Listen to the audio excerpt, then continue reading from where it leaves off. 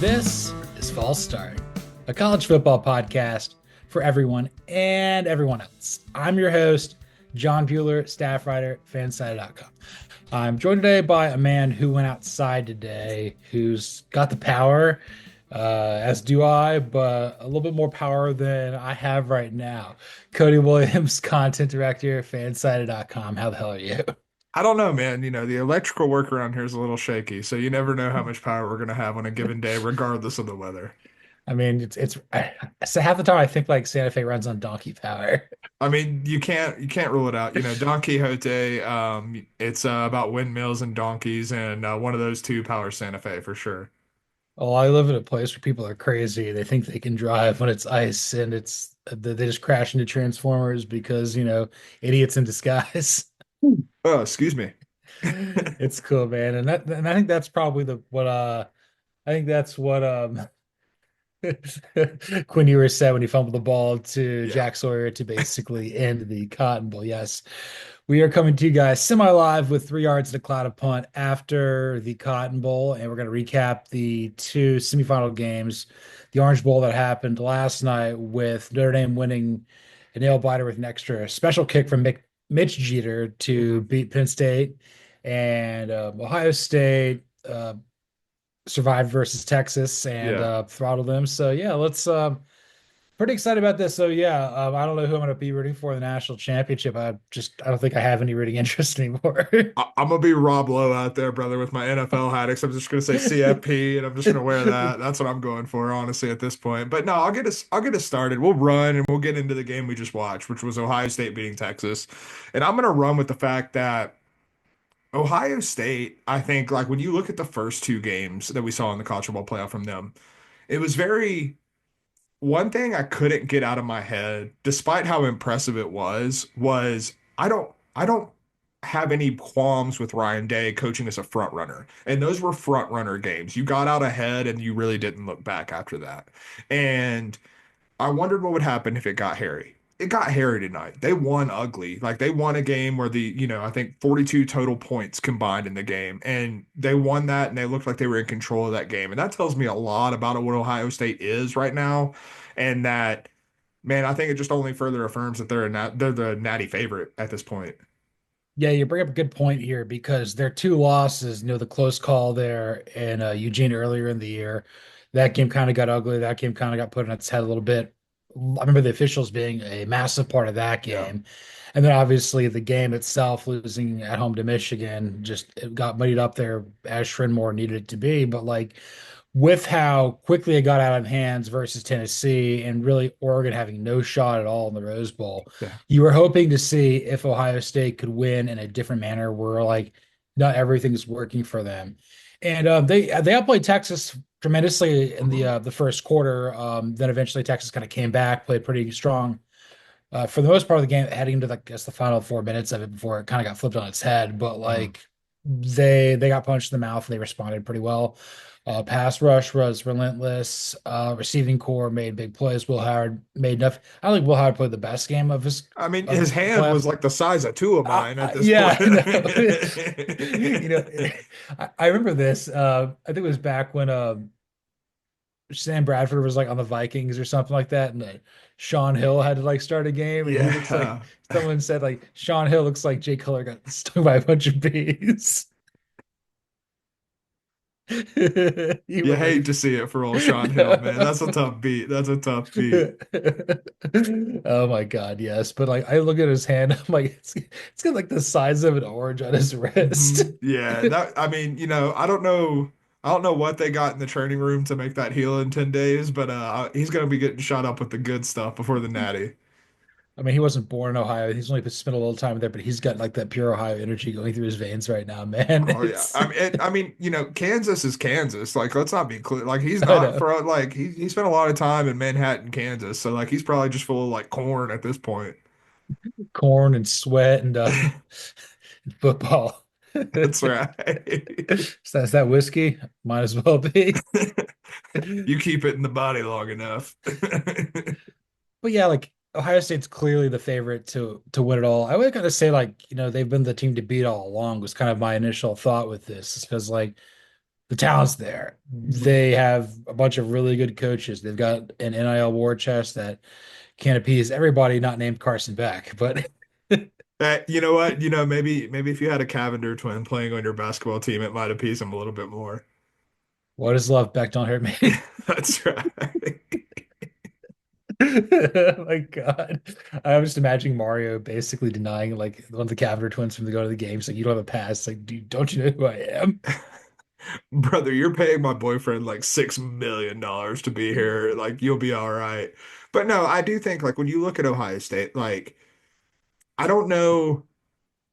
I would push back on them being the team to beat all along. I think where I would classify them as the sleeping giants awake now. Yeah. Like because for every reason you mentioned, like we knew what the potential of this was, and like my frustration with Ohio State all season until the playoff had been, where is it? Because I haven't seen this team living up to its potential. I haven't seen Jeremiah Smith be take over a game like he did against Tennessee and Oregon. I haven't seen Quinshaw Judkins and Travion Henderson change a game and flip it on its head like Travion Henderson did right before halftime, where you thought you were going into halftime at a 7-7 ball game, and Travion Henderson said, "Think again. I'm taking this 75 yards to the house." Like we just hadn't seen this team play up to its potential consistently enough for me. They're playing up to their potential now, and they are a sleeping giant, and they are the rightful favorites to win a national championship. I don't know if their secondary is really that great beyond Caleb Downs, but Yeah. everything else looks pretty good. Offensive line's kind of beat up. The pass rush is great. Running game is fantastic. Receiving core is one of the best of all time, probably. Yeah. Not like 2019 LSU, but like certainly a pillar of this team going forward. Will Howard's Yeah. playing great, fantastic coaching staff. You do realize we're about to live in a world where Ryan Day wins a national championship on Inauguration Day in the city that Martin Luther King Jr. was born and raised. You know, I can't think of anything nice to say, so I'm just gonna keep it to myself. Just a lot of FIFO energy in that statement right there. I mean, we'll talk about Notre Dame in a second, but like you mentioned it, like I think the one weakness, and I think we saw Texas take a little bit of advantage of it tonight at times when they started getting things going, was this secondary is not elite. Like there's a reason Denzel Burke came back to school. There's a reason Denzel Burke is not playing in the NFL right now because he could have left after last year. And it's because he's not a high end NFL prospect, which Texas has in the wide receiver core. But you look ahead to the national championship, there's no one on Notre Dame that's gonna scare anyone in that secondary. No, I mean like if Faison and Greathouse play pretty well, that's great. But like that's why Burke's gonna be playing for the Falcons, be another wasted second round pick for Yeah, him. exactly. Oh my God, yeah, it's coming. He's gonna be 51st overall pick. Yes, but yeah, Ohio State looked really good today, and I'm gonna run with my topic here. I'm gonna run with Notre Dame Mm, being the ultimate underdog this college football playoff deserved. mhm. You and I have picked against him three times. We're gonna pick against him the fourth time, and Yeah. honestly, I wouldn't be shocked if they won the whole thing. No, I mean, like, we can praise Ohio State for winning ugly as much as we want. Marcus Freeman and Notre Dame have like their masters in winning ugly. Like that's Yes. what they do. And like there were there were a lot of times during the Orange Bowl where I looked at this Notre Dame team and I looked at what was happening and I was like, this team's like not good. Like I really don't like I still don't they don't pass the eye test, but you know what they do? They win. And they've Yes. won every game except for the Northern Illinois game, which you mentioned the hero Mitch Jeter kicking the game-winning field goal. If you remember, he's the reason they lost the Northern Illinois game. He had, I Hmm. believe, two or three missed field goals in that game. So like, quite the redemption arc for that young man. But like Notre Dame as a whole, like they are greater than the sum of their parts. And like I don't mean that as backhanded as that probably sounds, but like you look at some of the pieces on this team and it's like, I don't know how this is working, but damn it, it's working. And like it's worked time and time again. Well, I got three parts to this. So first of all, let's start with Mitch Jeter. First off, they keep talking about his dad nursing back his groin. It's like Spike from Little Giants. It's really uncomfortable for everybody Every, involved. every evening I take some evaporated milk and I rip down his calves. Also, how many sons of chiropractors do you think are playing football? I mean, I feel like that's kind of counterintuitive, to be honest with Yeah, I mean you. most of their legs are broken before they graduate high school, so No, but like obviously having Jeter being the kicker he was at South Carolina, he did a really good job. I think he followed up Elliott Fry, who was really good there for the Gamecocks for a long time. That had been a liability for the Irish, probably contributed to them being a lot of low scoring games. Like, okay, we can't make it from, more than 40 out, so we have to Yeah. go for it. That's an issue. I also think the fact that like when Riley Leonard got his bell rung and they put it up Steve Angeli and Angeli went in there and played really well, like that Hmm. kind of fired up Riley Leonard. It was like, we got an Italian trying to get an Irishman's job. They weren't ready for that. Yeah, no, 100%, man. And Notre Dame still has one game to play this year, but I believe Angeli is probably going to either be the starter or compete for the starting job like next year. If Yeah. I'm a Notre Dame fan, I'm probably feeling pretty good about that because that dude stepped into a big moment and I was expecting something catastrophic to happen, and it didn't. He actually put their first points on the board. Yeah, he played pretty well in the Tony the Tiger Sun Hmm. Bowl the year prior. They were talking about that on the telecast. And kind of like the last thing I have with Notre Dame is I think Marcus Freeman is just kind of built for this moment. Hmm. You never really know how anybody, if someone's gonna be like a teeth clincher like Peyton Manning, or if they're going to be Nick Foles in this environment. You don't really know. Obviously Marcus Freeman. It just seems as though that like he has his pulse on exactly what his team can and can't do in a situation, and doesn't put his team in compromising situations where they can't come back from it. I think that like even if things are not going well for Notre Dame, they're never out of it because like he knows like the perfect like series of plays to get them back into Hmm. it. No, 100%. And like two things that really stood out to me about Marcus Freeman. One was pointed out by Ari Wasserman on three last night. And he was basically saying like every time, even when Notre Dame was down 10-3, even when they were down 10-0, every time Marcus Freeman got interviewed, dude was cool as a cucumber, man. Like he looked absolutely built for this moment, like you're saying. The other thing is like I think one of Marcus Freeman's biggest strengths as a coach that we've seen him I mean it's a short period of time over 3 years that we've seen with him as a head coach though is I feel like he's very aware of what he doesn't know and what he needs to learn. Like you see a lot of young coaches both in the college level and the NFL level and they think they know everything. And so like I think that's something that Mike McDaniel and the Dolphins are currently experiencing right now. Like Mike McDaniel's a fantastic offensive mind, but I think he's also really stuck in thinking this should work and not adjusting and things that need to be adjusted. Marcus Freeman knows what he doesn't know. Like he struggled with game management issues last year. He struggled with fourth down decisions and being aggressive and, even just game management stuff in terms of getting enough defenders on the field to try to stop Ohio State at the goal line, which is going to be a fun story going into the national championship game. But like he struggled with those situations. He goes out, he hires Anthony Treesh from PFF and someone to like help him learn analytics better. And like when you're a dude who just turned 39 years old, that's a very valuable thing to be taking lessons and learning this early in the job. Lou Holtz, where's your dad? Lou Holtz, baby. But I think it's also the fact that like he's not even 40 yet, and Hmm. he's got like six kids. It's the most handsome coach out there. The Jimmy Garoppolo 100%. of coach, just absolute, just Dude, dime piece out there. quite a looker. Quite a looker. What looks so good. Just a fantastic human being. But I think the fact that like he's a defensive mind. I mean, he had been on Luke Fickell's staff there at Cincinnati for pretty much the entire time he was Yeah. coaching the Bearcats. Goes to Notre Dame, becomes a defensive coordinator. It's like, okay, Brian Kelly's leaving because he doesn't think he can win a national title in Mhm. South Bend. We were thought Marcus Sherman's like, okay, we like the upside here, but maybe he got this 2 years earlier. But I Mhm. think, again, highlighted by like the game mismanagement issues of the previous 2 years, that seems to have gone to the wayside. I think the experiences of, losing to like Marshall and Stanford and other just awful games as well. But Yeah. also he's got this CEO type there. He's like, Mhm. okay, I'm gonna bring Denbrock in. He knows Notre Dame, he's been here two other times. He's gonna figure it out. With kind of a limited player at Riley Leonard, he can't throw the ball at all. Oh yeah, no. I mean, like it not the best passing performance unless dudes were running just wide the F open. Like, No, and then you got Al Golden, who's just like should be a head coach. He's oh just yeah. he's so overqualified for what he's doing.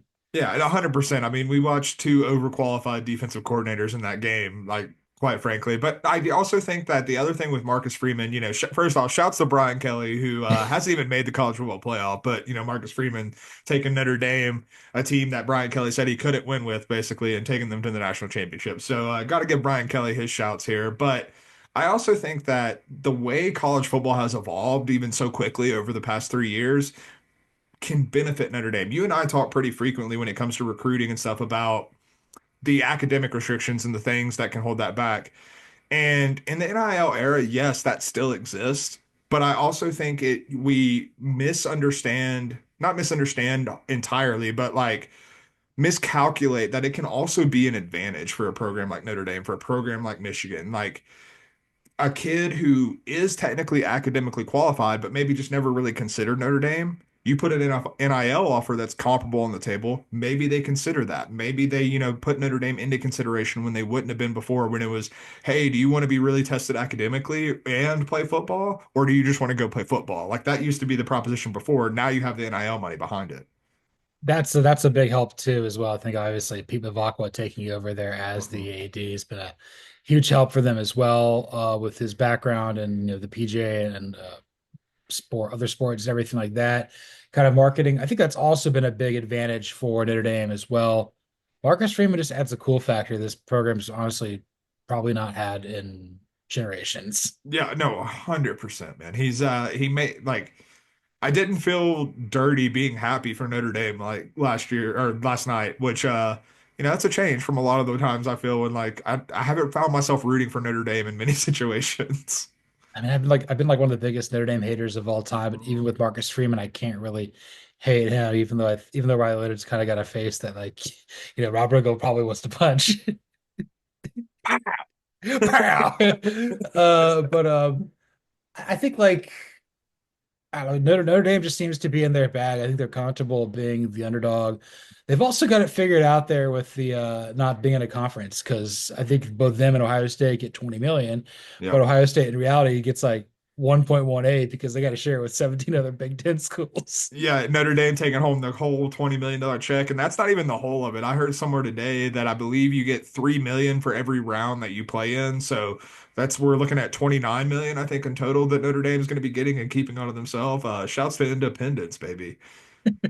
Miss Independent, Kelly Clarkson. That's right.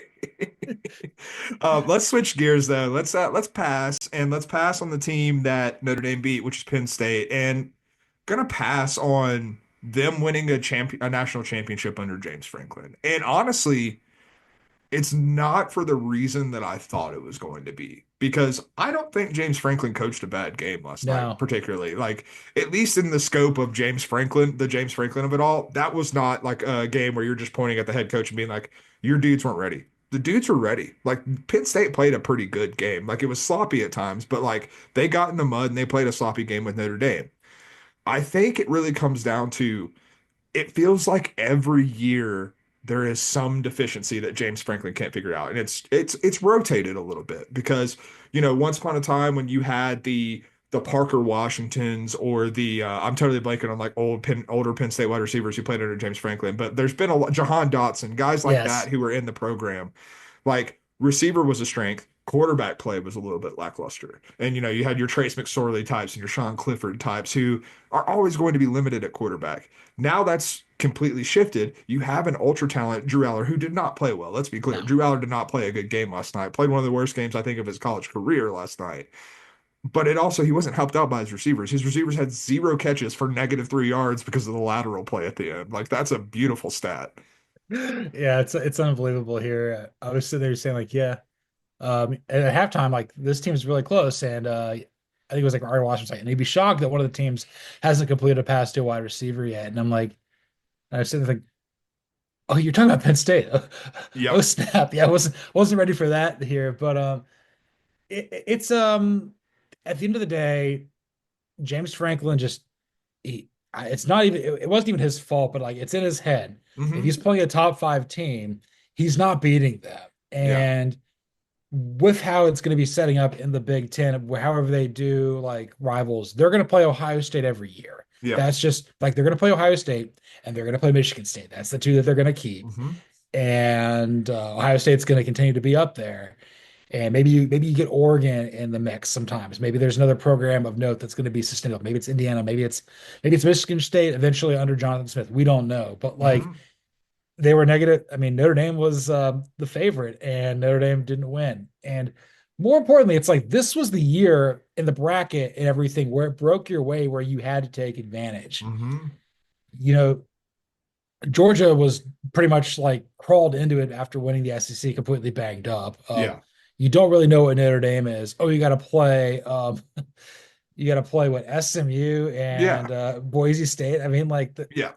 Couldn't have yeah, set up better for them. Could not have set no, up better for them. no. And then you'd have an opportunity to play a Texas team, which we'll touch on in a minute. You know, you have an opportunity to redeem yourself versus either Oregon or Ohio State. It didn't happen because Mhm. you couldn't beat Notre Dame. No, 100%. And like, I guess my point about like the roster is like, it just feels like there's always something. And that may like that sounds so general, but like that's just really what it boils down to me with James Franklin. There's always something, whether it's his decision making, whether it's, a lack of talent at wide receiver, whether it's a lack of talent at cornerback, whether it's a lack of talent at quarterback. Like there's always something that is a deficiency that's going to hold Penn State back. And like at a certain point, that comes down on the head coach. That comes down Yeah, on recruiting. That comes down on how you build this roster. That comes down on how you build the program. That comes down on how you develop guys. And like at a certain point, like I do think James Franklin has improved as a big game coach. We have two losses, but two examples of his team playing competitively in big games in the Big Ten championship game, and then this loss. And I mean, they won against SMU and Boise State. I want to like give like at least partial credit for that. Like I understand those are inferior opponents by the like what the odds would say, but at the same time, like it's a big game and James Franklin came through and won dominantly in both of those. So like I don't want to dismiss that as not meaning anything. But at the same time, like when you get up against, the logo on the helmet, yeah, whether that's Oregon, whether that's Ohio State, or whether that's Notre Dame. Notre Dame doesn't have a logo on their helmet, but you get what I'm saying. Neither does Ohio State. What am I saying? But regardless, when you get up against these blue blood programs, those programs know how to mask deficiencies. And it feels like James Franklin hasn't quite got there yet. for sure. It's got three things. So you're talking about the uniforms. I'm talking to the Arizona State podcast. Like, yeah, this is if you're looking for really flashy uniforms with Notre Dame and Penn State, this is not the game for you. No, my God, no. Zero frill. No, this is something like my grandfather would be like, oh hell yes, this is what we're gonna be all about. Let's go back to work. Feels like they should be running the triple option out there, Big E. Where's Paul Hornig at? Where you at? That's right. He's gambling. And I guess the Mhm. other thing is like, what was the issue for Penn State last year? It was their Mhm. offensive coordinator. They move on from Mike Yurcich. He was the problem. Okay, it wasn't Andy Koltnecki this year, but let's say Tom Allen gets another job. Maybe it becomes an issue on the defensive side of the ball. You lose. Maybe you can't stop the run next year because Abdul Carter turns pro. You're just it's always something. And like, when's it stop being a coincidence with James Franklin? Yeah, I mean, yeah, when's it stop being a coincidence? That's basically the other version of it's always something. Like, like I mean, like it's always something. When's that not a coincidence anymore? Yes, and my last thing, so I don't forget, because Yeah. I hate enumerating things and forgetting to do them because lost in the moment. So if we were to go basically on what the final college football playoff rankings is, Penn State would have been 4 Hmm. prior to preceding. I believe SMU would have been 9, and Boise State would have been 10, and Notre Dame would have been 5, if that sounds right. I think that's right. Yeah. So like So Penn State was ranked, should have been ranked ahead of all of them, is what we're getting at. yeah, and at that point, it's like yeah, you get quality wins over SMU and Boise State, but again, those are the games that James Franklin wins. Hmm. And the game that he lost was another example of why, even though you're 4, they're number 5, and that's a threshold you don't want to cross. No, 100%. The, 485 or 789, whatever we're talking about. But like it is. The closer you get to who Penn State is as a team, the more likely James Franklin is to lose. And because like I still look at the roster, Penn State should have won that game. Yeah. I will die on that hill. But like credit, that's not to take anything away from Notre Dame. It's just to say like it's another missed opportunity for James Franklin. Like Nick Singleton played out of his mind, and Yeah. all we're gonna remember is the Jeremiah Love touchdown. Which I mean, to be clear, was pretty damn cool, Oh man. yeah, That oh was yeah, awesome. yeah, but it was incredible. He came up at a big moment. He's come up twice big in the playoff. Obviously, the big Mhm. run versus Indiana, but like this is like the Nick Singleton game is going to be like the Cam Scatterby game where it's like, yeah, he played so well, but I didn't win. Yeah, no, I mean, it's tough. And like, I'm happy that Drew Aller's coming back. Like, there was a lot of buzz going into that game. What if Penn State wins a national championship? Does Drew Aller like reverse his decision and decide to go to the NFL draft? Well, he showed last night why he's returning to school because he needs another year, brother. He's just delaying the inevitability. I saw some tweet out there that says, "I see a New York Giant." Well, I know when I see a New York Giant, he's over there like the still him holding it. I saw that one Also, too. the fact that Eli Manning is going to get in on the first ballot is such a farce. I mean, don't get me started, brother. That dude, he's coasting off two Super Bowls, which to be clear, yeah, you won two Super Bowls, but you can, maybe you should have your defense surrounding your bust in the Hall of Fame because of that. Well, I mean, if he gets into that, basically means that Ken Anderson being resized into Matt Ryan, I'll get in Randall Cunningham too. That probably needs to Yeah, happen. Yeah, yeah. just Maybe just think about it. yeah, just think about it. You don't have to pave everything in gold here. That's just how it goes. And speaking of paving things in gold, I'm going to go on a team where the guy's uh, last name got him an opportunity to get a first down, almost fumble the ball. Yes, Yeah. I'm going to punt on Texas. I don't know if Texas. I'm going to punt on Texas being good, great, backer, whatever. hmm I feel like after this entire year, I don't know anything about this team. I know that like Steve Sarkisian's a good head coach. I know they've got a lot of talent. I know Kukowski knows what he's doing on defense, but I'm sitting here and I'm looking at what Texas accomplished, and there's a lot of good, there's some great, and there's a lot of things that leave you with a bad taste in your mouth. Obviously, you lost to Georgia twice, and you hmm probably should have beat them both times. Didn't happen. Fell apart there versus Ohio State. And you're looking at like the best win you have at this point, probably over Arizona State. But again, you played with your food and almost let them win. hmm It's we were talking about this with cousin Cameron Williams being back. It's like, oh, they got to run the football. They did a little bit, but it was mostly the wheel route was what they Yeah, did. 100%. This was not on Quinn Ewers. He was the only reason they were in this game. I, I'm gonna say it's a little on Quinn Ewers, and I'm not fully off of the Quinn Ewers bandwagon. I will never be. I can't quit the man. No. But there were a lot of times, and you can ask the NC State podcast before we went out to dinner this evening.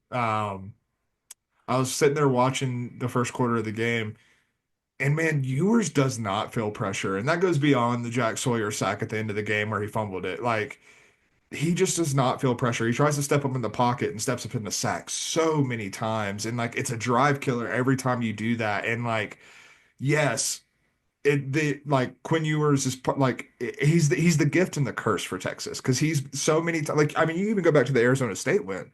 Like he's part of the reason that that game went to overtime, but he's also the reason they won in overtime. And like that's kind of the Quinn Ewers experience right now, which is, I mean, it's tough to handle. Like in terms of Texas's like long-term propositions of being back or being great or being whatever, I probably lean more to that side than the other side, but like, what have you accomplished? And like, for me to say you're back if you're Texas, the accomplishment is at least getting to a national championship game, which you've been in the playoffs 2 years in a row, whether it was the 4 team or the 12 team, you didn't make the national championship game. And so you're not all the way back there, but like, I still can't like look at what Sark is doing in terms of the recruiting, in terms of the talent base he's building and stuff like that, in terms of the staff that he keeps building and think it's not like it has to break right at some like honestly, you know what they kind of remind me of? Ohio State like 2 years ago under Ryan Day, where it was like, okay, is Ryan Day ever going to get back to like being what he was like right out of the gate at his Ohio State career? I can kind of see that same trajectory for Sark right now. Yeah, he's kind of getting in that he's kind of falling in that bucket here a little bit. It's funny, like the quarterback, like the Texas quarterback room, the Georgia quarterback room, pretty similar. And Yeah. it's like, an immense talent who's just absolutely killed their draft stock. And then you got the next quarterback who's exciting and can run, but can you really throw it? I'm not really sure, Yeah. sorta. There's a lot of really good pass rushes.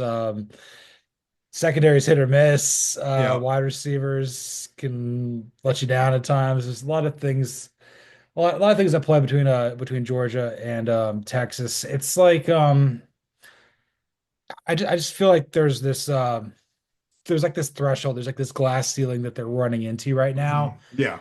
that you expected them to kind of like be really good this year. I mean, we all picked them to be a lock to make the playoff, but there was something like there was something there that I kind of noticed with them in construction Mhm. before that they kind of eventually ran. into. I do wonder, like, remember back in the beginning of the year when CJ Baxter was out? Hmm. I'm like, this is going to be a difference, and he would have made a difference down the stretch for them. Absolutely. No, 100%. Like it's the bones are there, but it's not quite there. Like, yeah, we don't like I think you make a good point. We do not know what Arch Manning is. Like I'm probably a little bit more of a believer just but I mean like I have no evidence for that really. Like he played well in the two and a half games that he had to come in and relief for Quinn Ewers, but like I am high on Arch Manning. I also think next year is a really big year for Sark to capitalize with Arch Manning because I feel like year one as a full-time starter with the like just the raw physical talent that Arch Manning has, that's kind of a year where you just lean on Sark as a play caller and like let, just Arch follow directions. You know what I mean? And like just tell him to go out there and do that.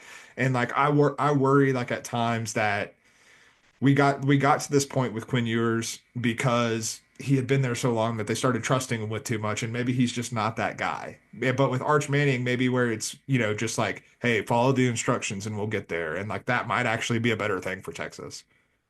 Man, SEC is going to be so wild next year because like Georgia and Texas can be really good or they can be 9-3. Yeah. We have no idea. Maybe LSU is going to be really good, but the Brian Kelly of it all. Yeah. The LSU defense of it all, quite frankly. Is Nico going to level up? I'm apprehensive about that. Is Florida going to be as good as we think they are? Is South Carolina going to be more than a glorified flash in the pan? We don't Hmm. know. Is A&M going to level up with Marcel Reed?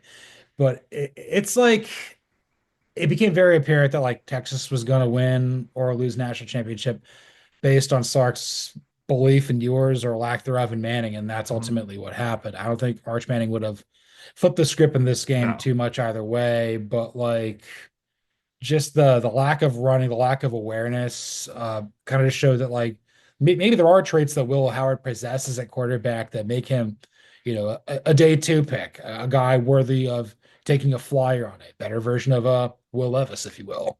He's another Rob Riggle Hall of Famer though, dude. Just a hugely punchable face. Holy hell. I know, man. It's like uh quarterback face, just two guys just power right in the kisser, man. This is Oh my God. Yeah, it's like I hate the close-ups of him and Riley Leonard. I'm just like, you got like I'm trying to be an objective observer and you keep showing me these kids' faces and I'm not gonna like them at all.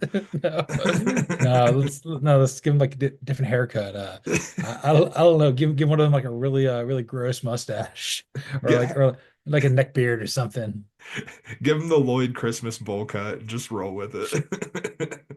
Just put as much thought into how you look like Andrew Luck does. Just do that. That's right. How'd you style yourself this morning, Andrew? Well, I rolled out of bed to the right side instead of the left side this morning. When was the last time you flossed your teeth? Last time you did it. The last time you did it for me. That's a really interesting mouthpiece, that's just lunch. That's just my cheese sandwich. That's leftovers, baby. But yeah, I guess to kind of put a bow on Texas real quick.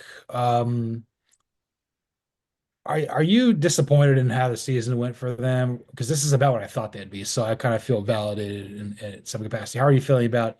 And they're the biggest Quinn Ewers fan of all time. Like, how are you feeling about the Texas season? I feel it's tough because on one hand, I'm with you. Like, I wasn't I thought they could win a national championship, but I thought like at minimum they should make it this far. However, how it looked getting this far, I still feel like it almost feels like a disappointment, which is a weird place to be in because like on one hand, if you're just like putting benchmarks in terms of living up to expectations, you made the SEC championship game. You made it to the college football playoff semifinals. Like objectively, that should be a successful season. But you also lost to Georgia twice. You also never really reached your ceiling, in my opinion, in terms of what the talent on the roster should dictate. And then you lose to an Ohio State team that, yes, is playing like the best team in the country right now and is living up to their talent. But Texas is a talented enough team to play with them and play a better game than I think they played tonight. Totally. I think I mean, I was pretty high on Notre Dame too at the start of the year. I thought they were kind of like that next tier Yeah. with Penn State beyond like the Georgia, Texas, Ohio State, Oregon of it all. The only team that I feel is that disappointed me in the playoff was Oregon, all Yeah, things and I considered, think I because mean, they're definitely not on the same level of disappointment for no, sure. like Georgia didn't live up to expectations either, but that was a different team going in. Like that was, Yeah, I mean, that, like you have a yeah, quarterback making his first career start. It's a different proposition. yeah, it's a different sort of proposition there and everything like that. But like, and I guess Penn State maybe overachieved a little bit, all Mhm. things considered. Like they got a couple of big wins there. I mean, Um, we sounded, at least in our playoff previews, we sounded smarter about Penn State. Like we should be very thankful for the Big Ten championship game and like them showing us that extra level because had we not seen that, hell, I probably would have picked SMU to upset them at that point. You know what I mean? Like that's probably where I would have been at with Penn State had that not been the case. yeah, like we are going back through like the playoff rankings episode. We were so critical of Penn State Notre Dame. Like we really were Yeah, because we're like, have you played anybody? yeah. And I mean, to be clear, it's a fair criticism. But I hey, know, now they're playing people and they're going out and beating them. So like what like you answered the bell on the criticism. Like what are we in this world if we can't criticize? I know. That's what it's all about. If you can vote, you can say something, and or if you cover college football, you could say something else too. Also, I don't think Ryan Day is going to step down to be a mattress salesman. That was the most ridiculous thing I've ever read in my entire life. Shouts to the Godfather, baby. If you play football, you will die from COVID. Oh, 100%. I've also heard that like when he gets like a rental car in Miami, he just drives on the wrong side of the road, just freaks out like America, like oh my God, like usually whenever we grade people's takes, like, I was nicer about Emmanuel Acho in his worst week of his life, like than when I was about Dennis Dodd. Like that's unbelievable. Like, is Ryan Day even up for an NFL job? I don't think so. I mean, I could see Jerry Jones hiring him, but that's neither here nor there. Yeah. I mean, would Woody Johnson hire me? I mean, apparently interviewed Mike Locksley. That came out of nowhere.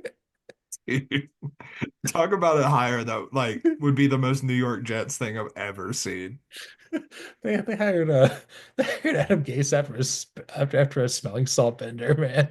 He was just Oh my God. Like we were talking about should the Maryland fire locks. Like that's what we were talking about at the end of the season. And the Jets were like, for sure. yeah, we were like talking about like Locksley being the first P4 coach to get gone, and he's still there doing it. That's You know, I mean, unbelievable. Maryland might be doing cartwheels if he does get the Jets job, though. Like for real. Yeah, I know. Yeah, I mean, he'll be back. Nobody lasted the Jets longer than like 3 years anyway. Will he? Well, if he does, if he were to get the Jets job, we'll have to do a segment like setting the over under or like the line for his months on the job compared to Urban Meyer's months on the job and who outlasts who. His record's gonna mirror his record at New Mexico. Oh baby, Oh man, like I know we're having a hard time in the NFL right now with the Falcons and Cowboys, it's but at all least good. at least we're not Jets fans. That is I don't know why. Oh my God.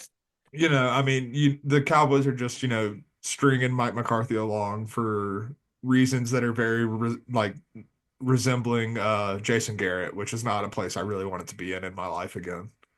Oh, totally. So before we get out of here, let's just do this. Like, what do you think would be like the worst, like Big Four? Like, you're a guy who like still a military kid, so you moved around a bunch, so you're not tied to any metro area. Like, what would be like the worst Big Four matchup you could think of? So like, you're a Jets fan. What's the worst baseball team you can be a fan of? Okay, so if you're a Jets fan, I feel like you could conceivably be like from like the Buffalo area in that Yeah. case. And like maybe Okay. you're just not a Bills guy, like you just zigged and so you stay in New York, and then you're a Blue Jays fan. Oh, that'd be rough. Yeah. And then basketball. I'm trying to think what your NBA fandom is like. What would be like the worst basketball team? I mean, dude, Knicks fans aren't like the happiest group I've ever seen. It's been a long time since they've won a title. And then and then hockey. I mean, you're a Buffalo. You'd be a Sabres fan. You could be a Sabres or a Maple Leafs fan. Both are terrible. So like, Or Raptors. I mean, you got that one title, but oh yeah, my God. yeah, oh God, yeah. I mean, like, I feel like the northern New York area is really set up for some heartbreak. So our colleague Ian Levy's from Rochester originally, and he Yeah. talked about there was a ferry between Rochester and Toronto, and there was like the idea is like people could kind of come and go, like do weekends and stuff. Everybody wanted to go to Toronto, and nobody wanted to come to Rochester. That my college roommate, shouts to Rich if Rich is listening. He's from Philly and he would always tell me, he goes, You don't have to pay on the Jersey Turnpike to go into Jersey, but you have to pay to go back to Pennsylvania. So I was like, ah, yeah, that makes sense. Uh, I saw this thing somewhere like on Facebook, and it was like something out of Heidi. It's like it's like green grass in a valley. There's like tulips and like a farm. There's like the Alps, and it's like Italians left this to go to New Jersey. Shouts Tony Soprano. Shouts to Soprano. Shouts Steve Angeli looking good. He basically provided the spark for Notre Dame to win that game. The guy's a legend. Dude, I was writing something about when Riley Leonard went out for fansided.com last night, and I was looking up Steve Angeli, looking up his recruiting profile and stuff like that, and I saw he's from like Oradell, New Jersey, I believe it was, and I messaged our colleague Scott Rogist, who was on with me. I was like, "Hey, do you know where Oradell, New Jersey is?" And he was like, yeah, my parents live near there." And I was like, "Oh, sweet, Angeli was is from there." And like, everyone in New Jersey knows someone from New Jersey. Absolutely, man. Yeah, I've been watching a bunch of Four Weddings. Yeah, watch that show. That is a show, and you feel better about your life. And you see some people. I saw this lady was handing out. It was a dry wedding and had like a bunch of kids and stuff. And their dinner was pizza and 2 liter 2 liters. I mean, look, I'm not gonna hate on pizza in a 2 liter. That's a healthy meal for a growing boy. Yeah, but it's not if you want to get a honeymoon to go to like Barbados or something like that. It's like That's true. Get that bikini bod ready. ugh. I don't know if you're gonna need that bikini body here in Atlanta, but yeah, we're gonna. That was 3 yards in a cloud of punt here on false start. Yeah, you can follow me, John Buhler, on Twitter or the X at Buhler118. You can follow Cody Williams at the Sizzle20.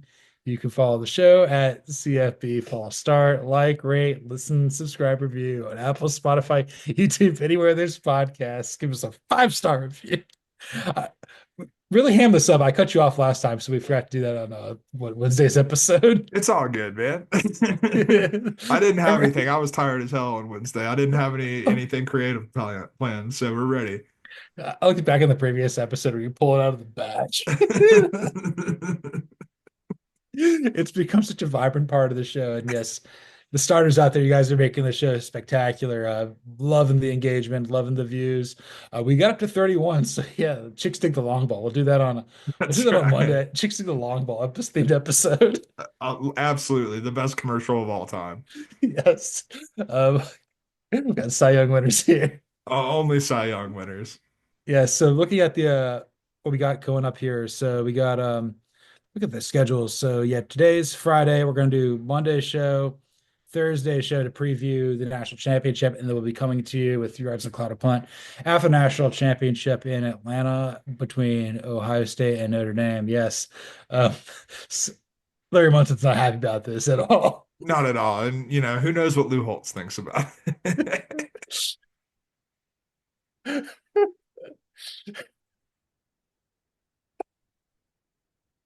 I gotta end this on a Lou Holtz.